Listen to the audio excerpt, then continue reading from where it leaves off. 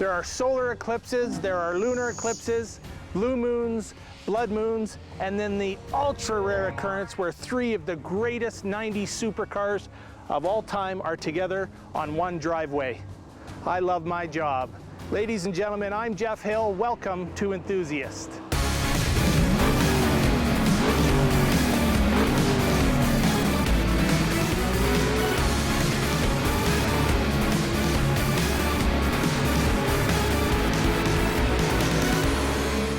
These cars are so rare. One of 349, one of 150, one of 281. We have them all together, but we're not going to compare them. What we're going to do is just revel in each manufacturer's idea of what a supercar should be. This is going to be a great day.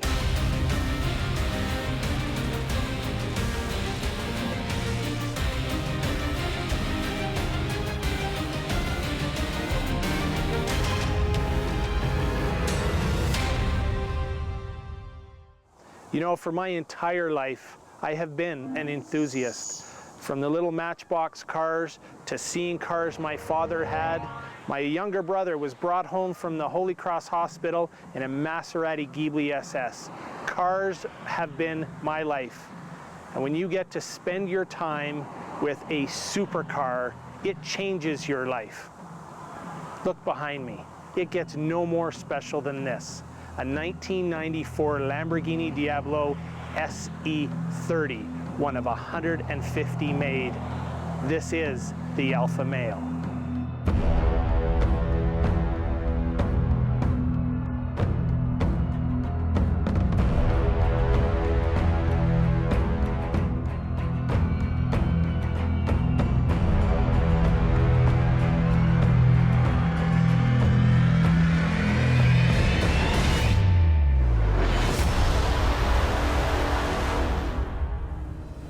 What's so remarkable about this car is that in the mid-90s, Lamborghini needed to celebrate their 30th anniversary. So how did they do it? They came up with this car, a car that is stripped down. It's 400 kilograms lighter than their regular Diablo, and it was their answer to the supercar question. Ferrari had the F50, Jaguar had the XJ220.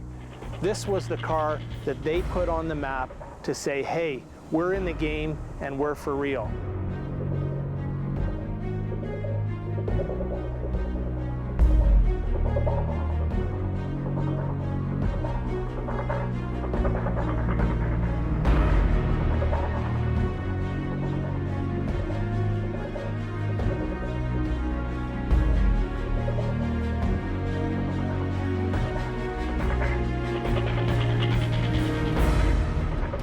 Lamborghini guys know an SE30 as soon as it pulls up, just because of the quite subtle design differences. But when you pair the two side by side, you'll know an SE30 very, very quickly. 12 cylinders. What more is there to say about a Lamborghini SE30, Jeff? The growl, it's a beast. It is the devil.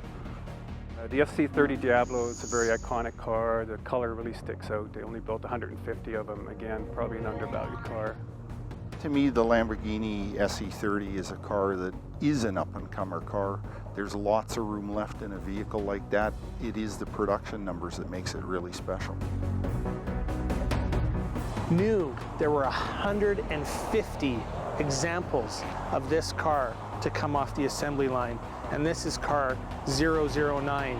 Only 25 of these cars came to the United States, and obviously even fewer into Canada.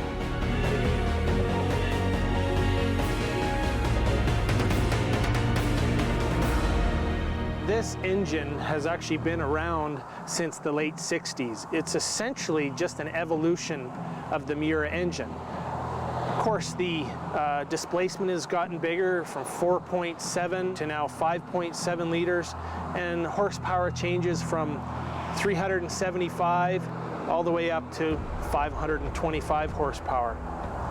They continued with this engine into the Murcielago and only changed to a brand new block and heads with the Aventador. I mean, this is one of the finest engines ever produced.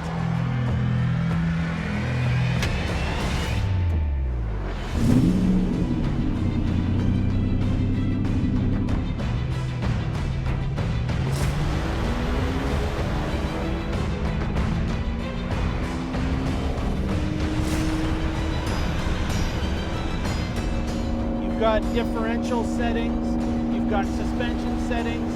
I mean, this car truly was the state-of-the-art for Lamborghini in 1994.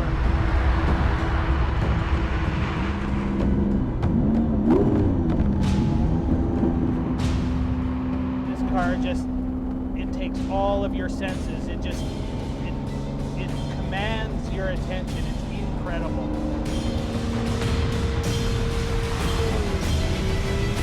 It's a very stiff clutch, but it's exactly what it should be. Anybody that gets in a supercar like this and complains of heavy steering or heavy clutch or poor visibility should not get to drive a supercar.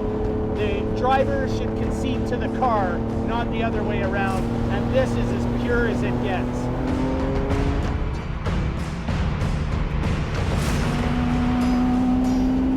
Let's put the loud pedal down.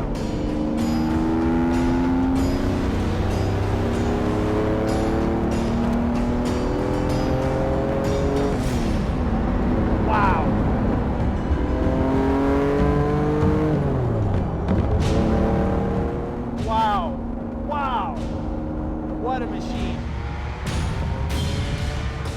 Dollar for dollar, it's one of the best cars in the world right now as far as investment potential and sheer just amazing, amazing fun. Cool.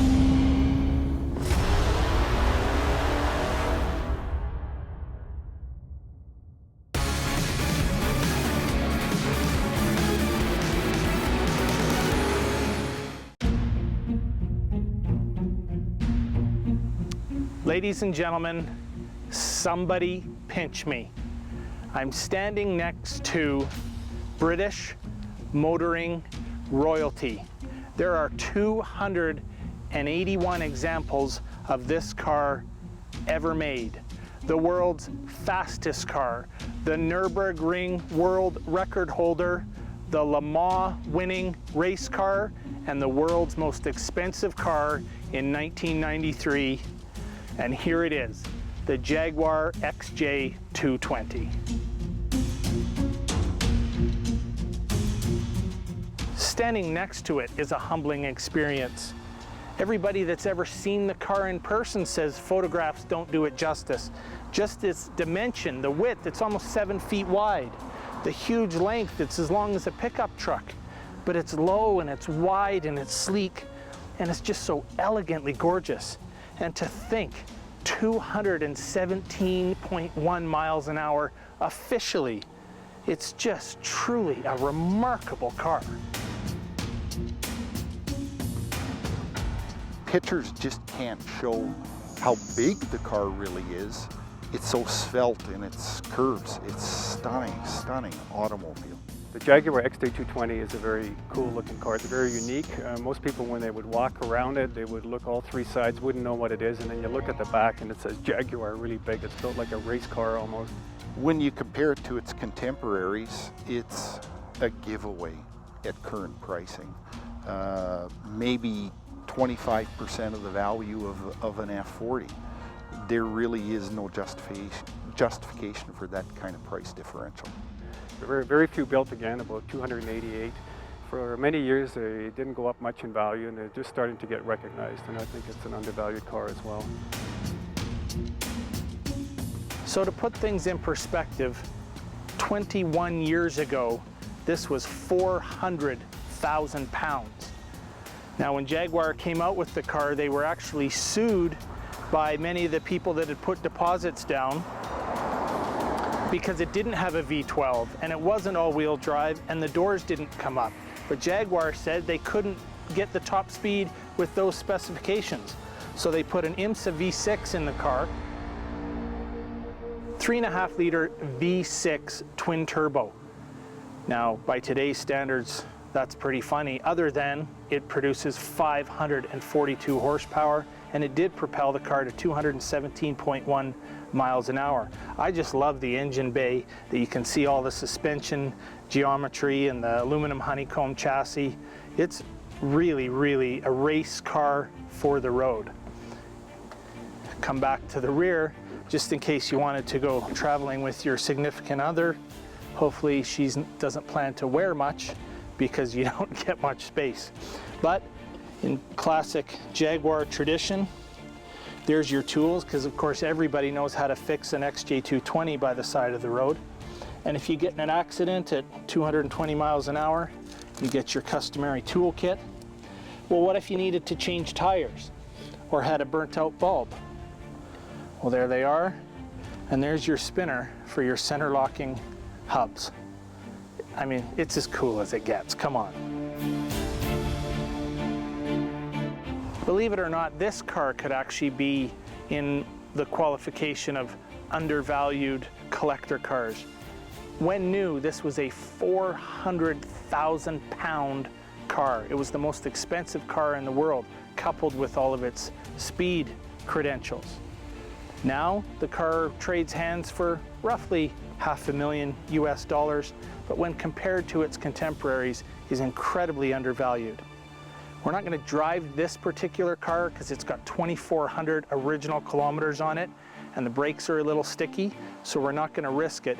But just being in the presence of it, being able to show it to you with its contemporaries is a true honor. But let me show you the inside. The door only opens this wide. This is not a big man's car. This is as wide as it opens.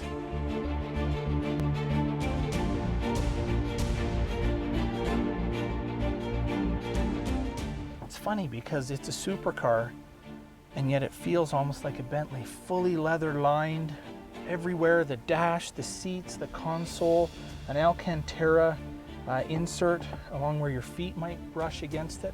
It's a really, really comfortable car. But I just love this car because it answered the Ferrari and Lamborghini question, is not only are we going to make the world's fastest car, we're going to do it in the lap of luxury. And boom, here it is. This is British motoring royalty.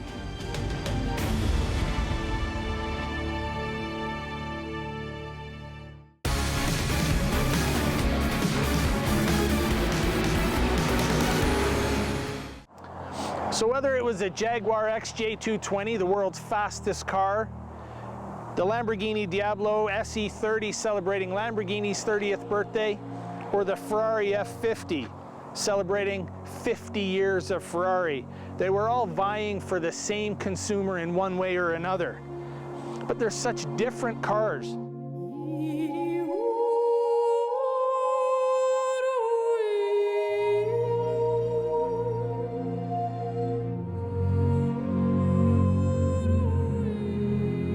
This is as close in the 90s as you could get to a Formula One car. And a lot of people knock this car because it wasn't a real huge step forward from the F40. But to do that, I think, misses the point of this car, frankly. This was Ferrari's interpretation 10 years later of what a special supercar should be. So the thing I love about the F50, frankly, is that it's not an F40, and it's not trying to be, and doesn't apologize for not being an F40. Ferrari at the time wanted to create an entirely new experience. So they brought their F1 roots, a V12 bolted straight to the chassis, normally aspirated. The engine's virtually from a 1990 Formula One car. The experience is completely separate. And the funny thing is, I had a conversation the other day where a fella told me, he said he thought the F50 was one of the most disappointing Ferraris of all time.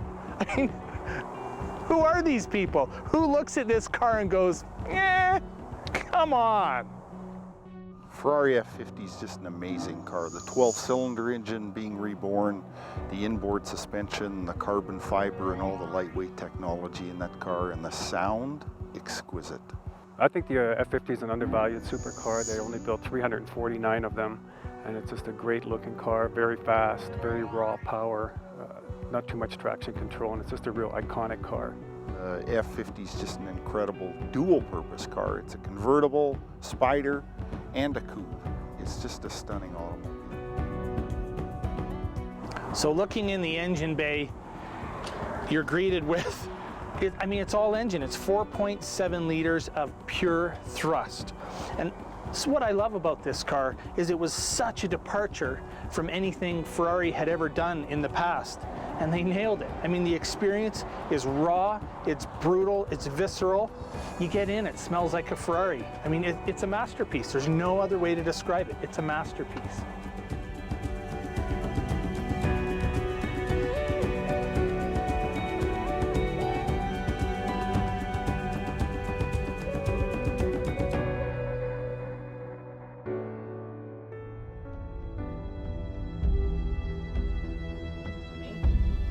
I'm in an F50.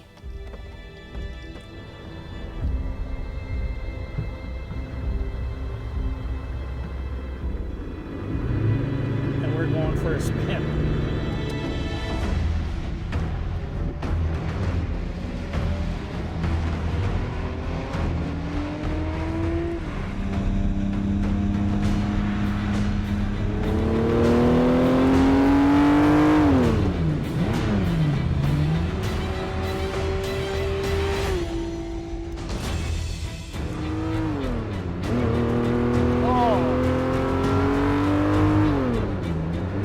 Heard a better sound in your entire life.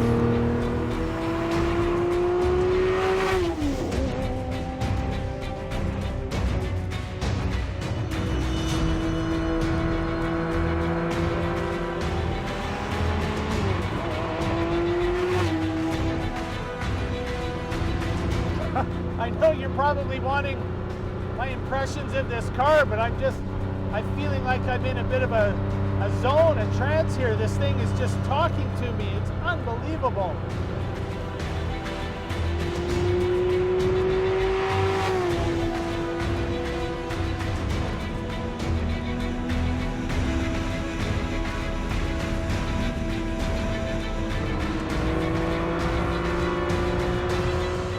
The F50 is the real deal.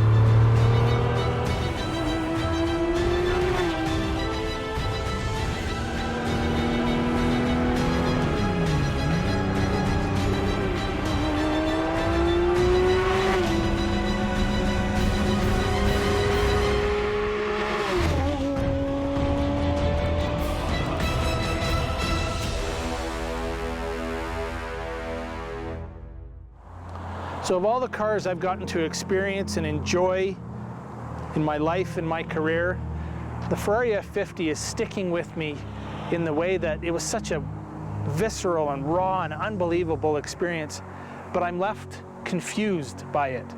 Not by the car, but more by the Ferrari culture and how this car is not more revered in the Ferrari community. It's the second rarest of all their supercars, and yet it's not as put on the pedestal like it should be. This is a special car, it's an unbelievable car, it's a Ferrari F50, and it's celebrated their 50th in a way that no other car could match. When you get to be around the pinnacle of the automotive world, like the three cars we saw today, it really brings into focus how special these things are.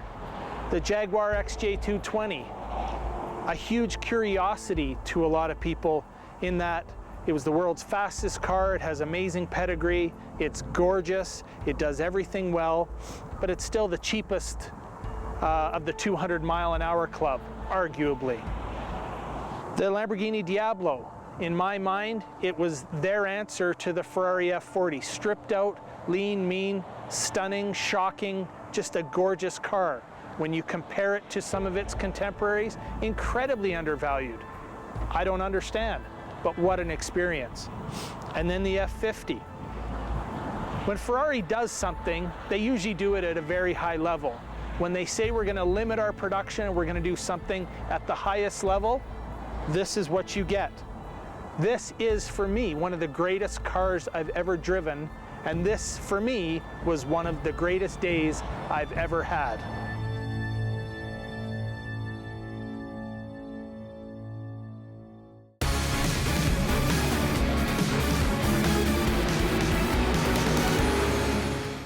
So in my travels as a collector car broker, I'm often asked, what do I think is next? And I think there are many right answers. The neat thing is there are cars from all sorts of different countries that are now emerging as special and collectible cars. Like this example. This is a very early 1990 Nissan 300ZX twin turbo. In its day, this was a technological tour de force, and right now in today's market, it's extremely undervalued. This is an up-and-comer.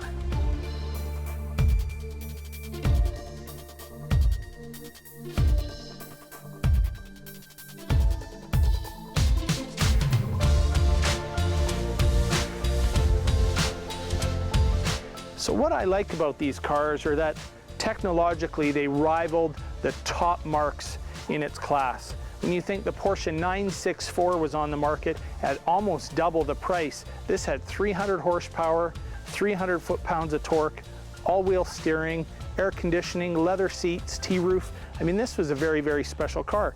And when compared to its Japanese brother, the Acura NSX, one of the best cars in the world, this represents a tremendous value. And these are trading hands in the really clean example like this in the $25,000 to $30,000 Canadian range. This particular example is an original Calgary car with 50,000 original kilometers.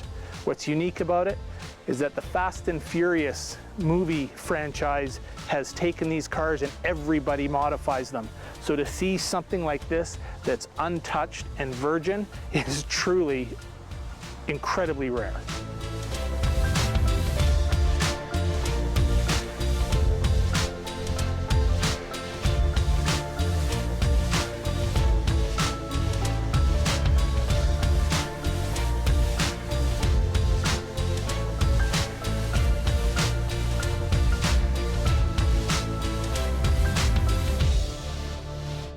So think back even into the 70s. Jaguar had the E-Type, and the Japanese wanted to get into the sports car market. So Datsun, back in the day, created the 240ZX, which in today's market is an absolute icon. They followed it up with a bigger engine 260 and 280ZX, and then went to the 300. And as they progressed, they became a little bit lazier, a little bit more of a grand touring type machine. And then when they came to this car, the twin turbo, it became a true and authentic sports car. And this is even more so a sports car, as almost rivaling supercars with its performance. Every year this was produced, it was rated one of the top 10 best handling cars on the planet. That is significant.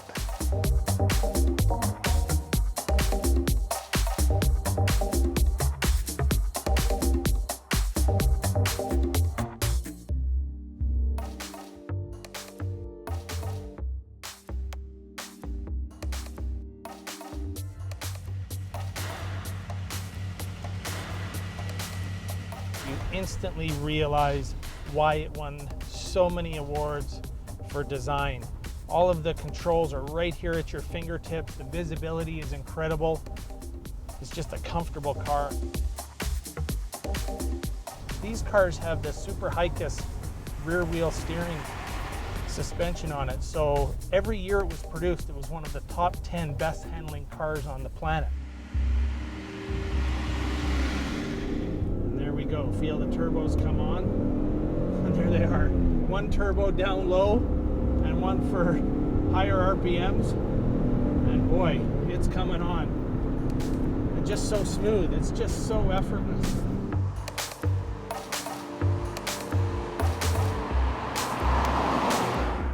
One of the best cars in the world for the money. Cars like the twin turbo behind me represent a very unique opportunity to get into the collector car market. 1990 doesn't seem that long ago for many of us, and $30,000 seems like an awful lot of money for a car of that age. But I'll tell you, they are going up and they do represent an incredible opportunity for investment. And more so, they're just such good cars for the money. They do everything well, they look great, and a good car in good condition is always going to be an asset.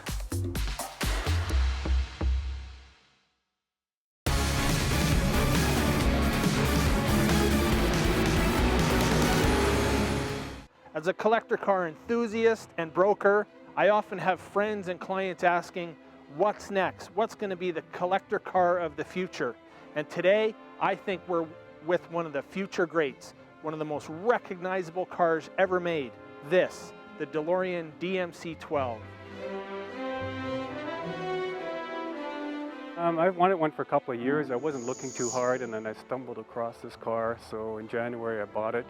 And I've wanted one for a long time. I think I'll keep it for a long time. It's just a lot of fun to have. The two main things I like about the DeLorean is the stainless steel body. It's unlike any other car, and also the gull-wing doors. I find them really attractive. I believe compared to other cars, you get a lot of car for your money with the DeLorean. So I think it's good value today. They were never built for speed. I don't know why, but they were never built to be a super fast car. But it's comfortable and easy to drive, easy clutch, easy gears. You get a lot of attention on the road. People come up to you more so than some other cars like a Ferrari. You just don't see many of these. Nowadays in Calgary, you see a lot of Ferraris, Lamborghinis. You don't see a lot of these 30-year-old stainless steel DeLoreans with the gull-wing doors. There's absolutely unique. You know what it is when it's going down the road. So what makes a collector car special? And why would such a car be undervalued? Well, part of it is often what happened when these cars were new.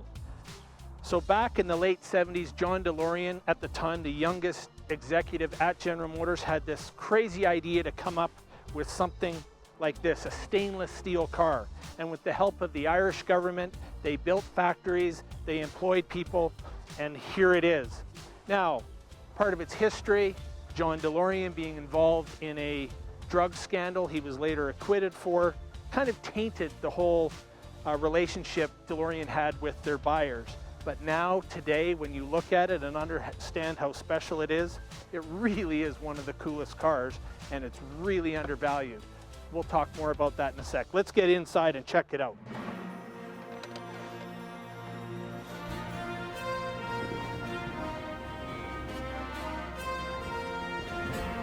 Oh, just that door gives such a sense of occasion.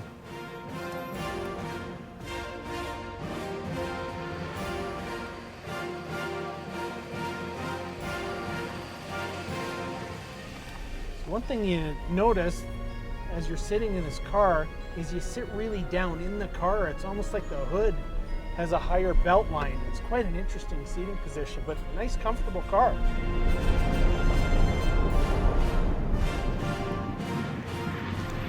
.85-liter V6 produces just over 130 horsepower.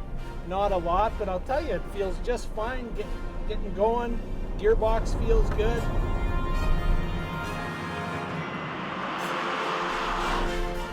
A fun car, tons of character, and no, this car does not have a flux capacitor.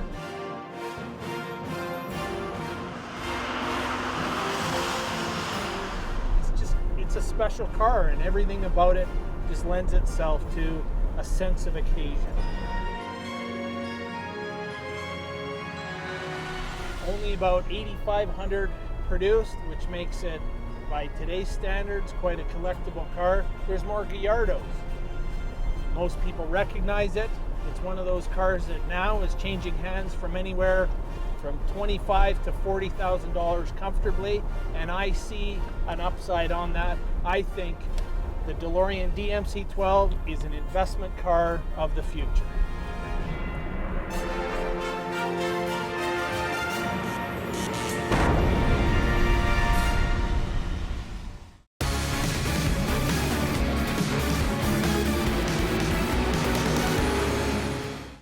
So when you look at the values of something like a Lamborghini Countach or 512 Berlinetta Boxer, those cars have shot through the roof in terms of their prices. And many collectors now are looking around and saying, what else is really cool? What's left and what's affordable? Well, this, without a doubt, is one of the coolest cars that has yet to really hit its mark on the collector car market, the Tomaso Pantera.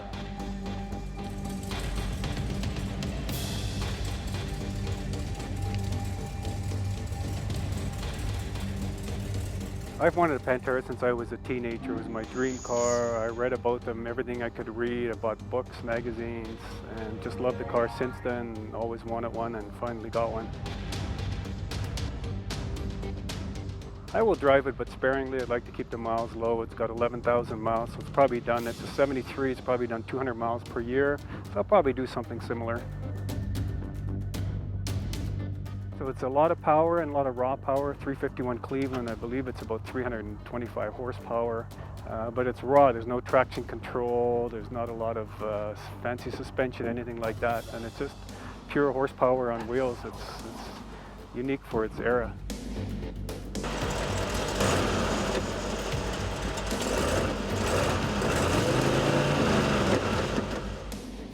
Unbelievable, stunning Italian exotic with a Ford drivetrain. What better can it be? 30 bucks for a tune-up, but you're in a Ferrari sitting behind the driver's seat. The raw feel of the road, the manual steering. It's a go-kart. Beautiful cars. Lots of passion because I loved this car since I was a child and just never imagined I would own one, and it just gets my blood flowing, and I just love the lines, different lines. Even as we brought it outside and looked at it again under the sunlight, I see a different angle. It's a stunning, stunning car, and it sounds great.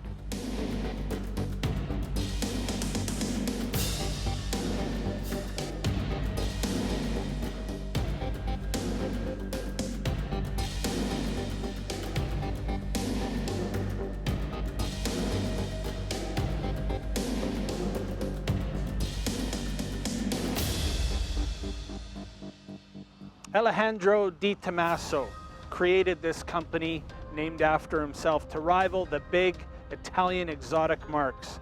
He had the Mangusta, an incredible looking car, a little bit hairy though, so he came up with the Pantera, or Panther. Now this is one of those striking looking automobiles, but it comes with American power. Is that why it's not a $500,000 car? I don't know, it's hard to say.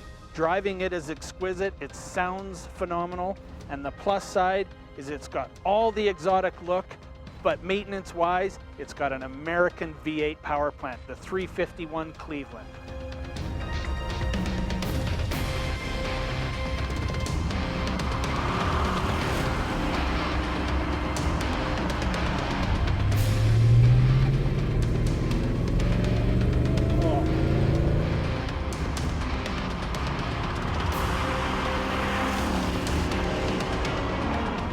Way back, Alejandro calls Tom Tiarda to design the car.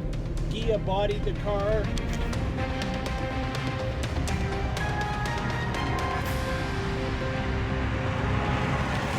Great gearbox, the ZF in this car. These are just such a nice combination. Cars are trading hands anywhere between 50 and 150,000 American dollars, depending on what they are. This is extraordinary. A lot of people don't realize that the Pantera was actually produced for 20 years. They made over 7,000 of them in different guises, and these very early cars, original like this, less than 11,000 miles, are really becoming very sought after.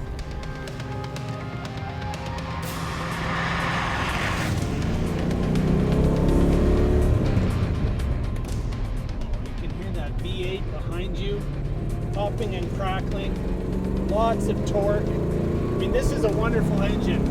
351 Cleveland, lots of torque, good power. These were successfully raced. They were special in their day, and they start to get recognized and they start to go up, and especially in this rare condition. 11,000 mile original car. Try and find another.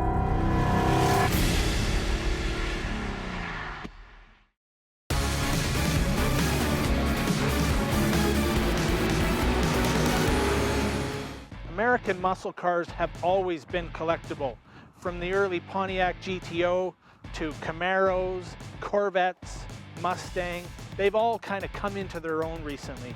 But there's a new breed of American muscle cars that are becoming collectible, like this, the very early 1993 Dodge Viper RT10.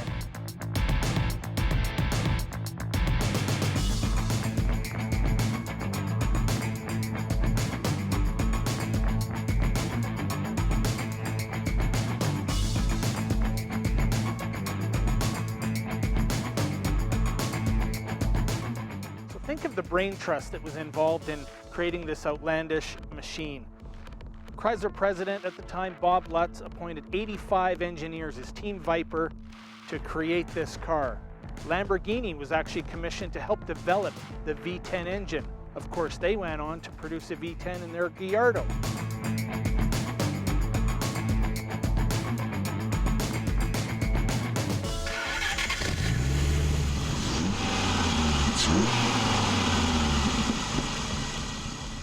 So all the ingredients are here to make the modern day Cobra. It's got tons of character. No windows, no external door handles, side exhaust pipes, bolt-in roof, and of course, an 8-liter V10 producing 400 horsepower. The car just oozes character.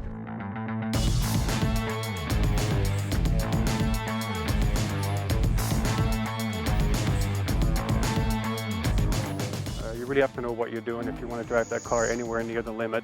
Not many of them around, and it's a neat looking car. Yeah, a raw car, an 8-liter ground-pounding 10-cylinder engine in it. Torque till there's no tomorrow. Super easy cars to drive. Very difficult car to drive fast.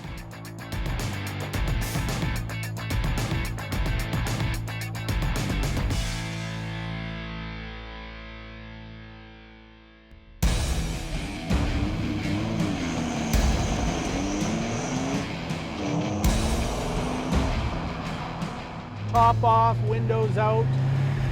The nice 6-speed transmission, of course, attached to that beautiful 8-liter V10. And you're traveling right now, second gear, at about 2,500 RPMs, and you need to press the loud pedal. And it just comes on.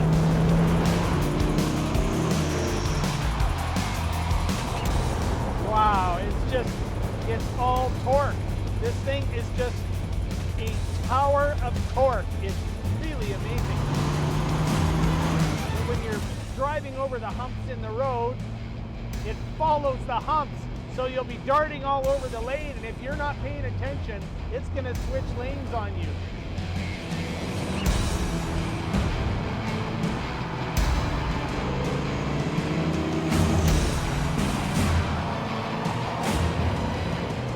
What does an 8-liter V10 feel like in a super light car?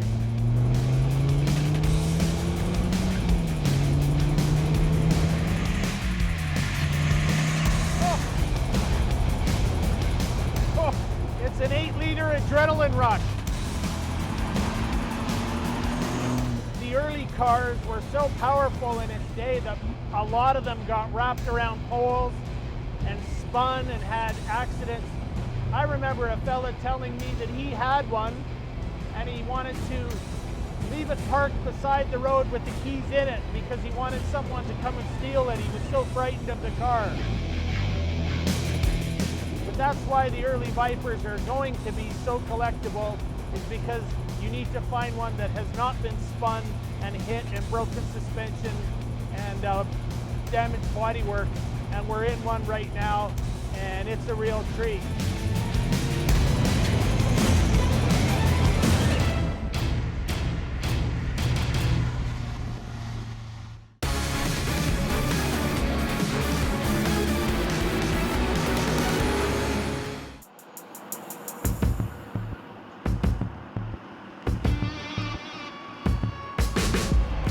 The Ford Mustang is one of the most iconic names in the automotive world.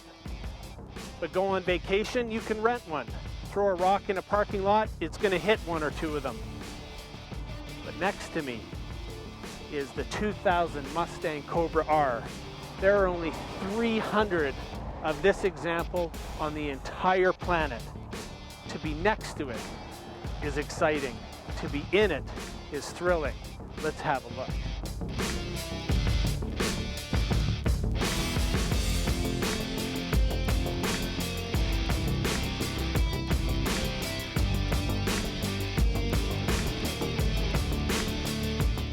In the mid-1960s, when the Ford Mustang debuted, it set world records for sales in one day. It had that kind of impact on the automotive world. Ford has produced Cobra Rs before this in 1990 and again in the mid-90s, producing only a few hundred examples or less. But what we're with today, at the time in 2000, was the most powerful Mustang ever released by the factory. It has definite Mustang cues, of course, but you can automatically tell the Cobra R by the beautiful bulging hood, the amazing lower splitter here, and of course, the race car style wing producing almost 3 times the downforce of the factory car. It's an unmistakable Cobra R.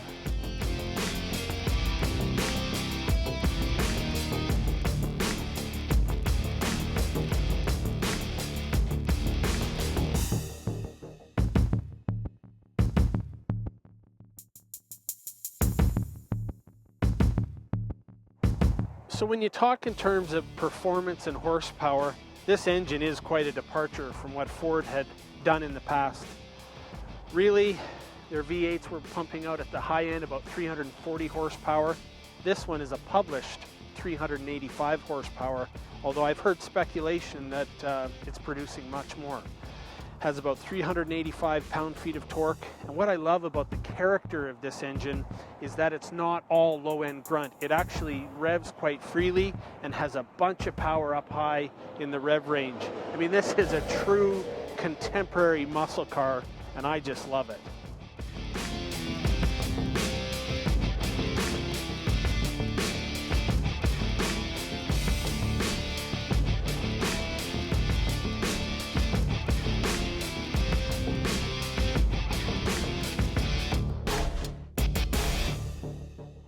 Now these cars are in the neighborhood of 40 to 90,000 US dollars right now.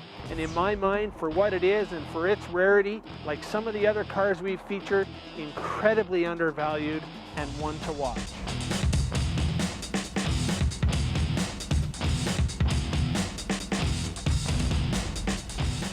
So with all the really expensive and really rarefied air cars I've had the pleasure of being able to drive and experience, I have to tell you, this is one of those cars. It's not in the super high price bracket or even the incredible 600 horsepower league, but it's just that special. And that's what I love about the Cobra R.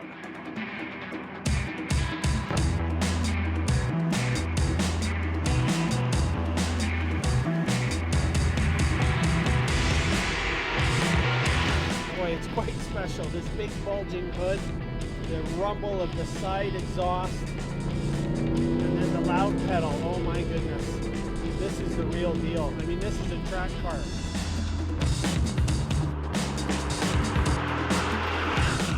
The Tremec 6-speed gearbox, very similar to what you'd find in a Dodge Viper or even the Corvette Z06 of the time.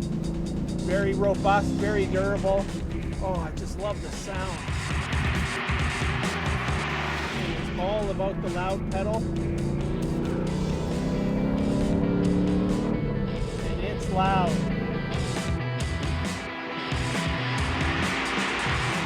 It's kind of a nerve-wracking experience. This particular car has just over 5,000 miles on it.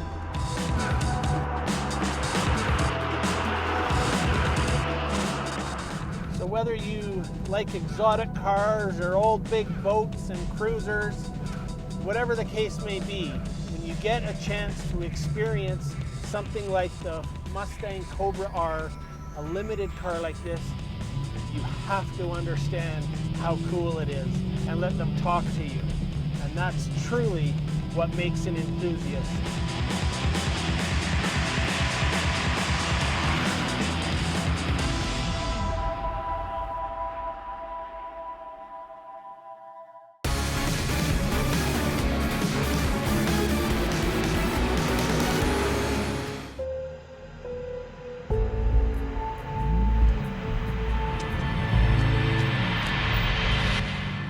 You know, as a young boy, I remember seeing my first Lamborghini.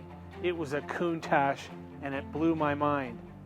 Not long after, my uncle purchased a Miura, and it was just so amazing. I sat in that car and swore that one day I would have a Lamborghini. I remember being in high school and a good friend of mine come running up and saying, "Have you seen the new Diablo? They replaced the Countach." And when I saw it, I thought, oh, only Lamborghini. Fast forward to 2002, and they came out with this, the Murcielago.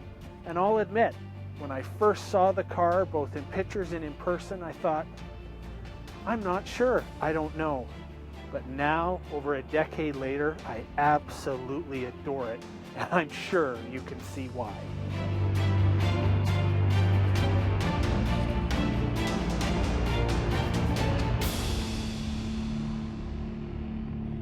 I think one of the reasons why the Murcielago didn't have the impact on me that the Countach or Diablo did was because it wasn't designed by an Italian. Marcello Gandini had nothing to do with this car. Audi, the parent company of Lamborghini, commissioned Luc Donkerwald to design the car with a completely fresh design brief. It's all-wheel drive, it's a 6.2 liter engine, there's more room, it's more efficient, it's more powerful, and actually when you stand beside it, you realize it's also got more road presence.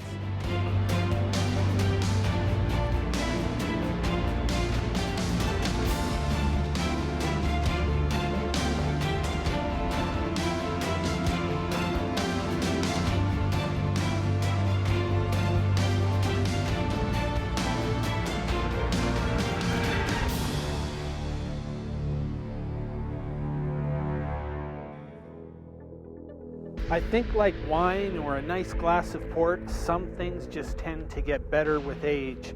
And that's how I feel about the Murcielago. But it's true Lamborghini in the truest sense. And of course, with every V12 they've ever produced after the Miura, it's got the signature scissor doors.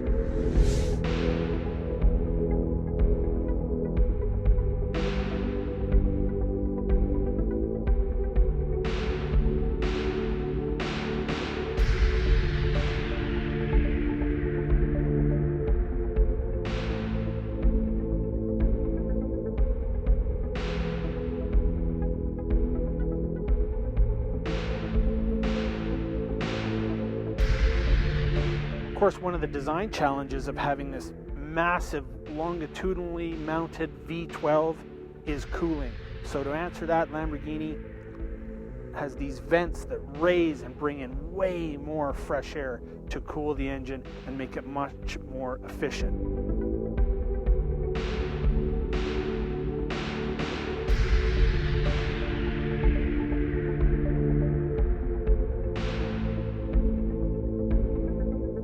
I think one of the things that I love about this car and the power plant is it truly is an evolution. Back in the Miura days, this was a 3.9 liter transversely mounted V12. Fast forward to 2002, this particular car is an 03, you have a 6.2 liter V12. Miura days, 375 horsepower, Murcielago days, 580. Couple this with the all-wheel drive, and this car really is something magnificent.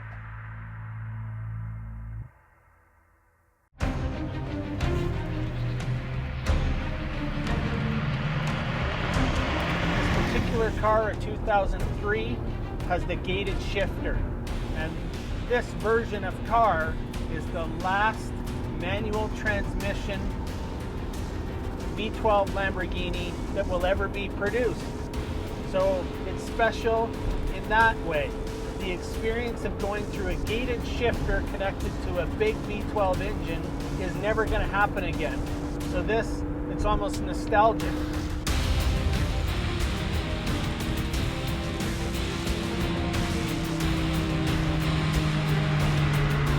But what's it like to drive a 12-year-old Lamborghini? Well, compared to the really early stuff, the Countaches and even the early Diablos, It feels very modern, feels very contemporary.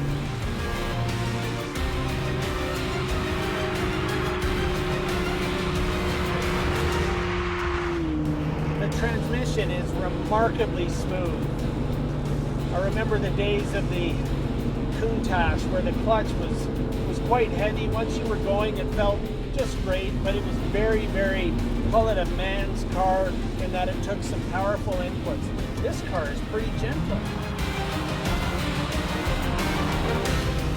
Very, very usable supercar, and it is a supercar. It's a hypercar.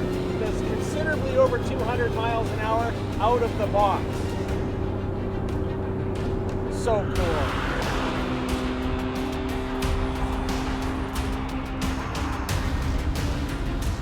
When it comes to pure event and shock factor, nobody does it like Lamborghini. For Enthusiasts, I'm Jeff Hill. Thanks for watching.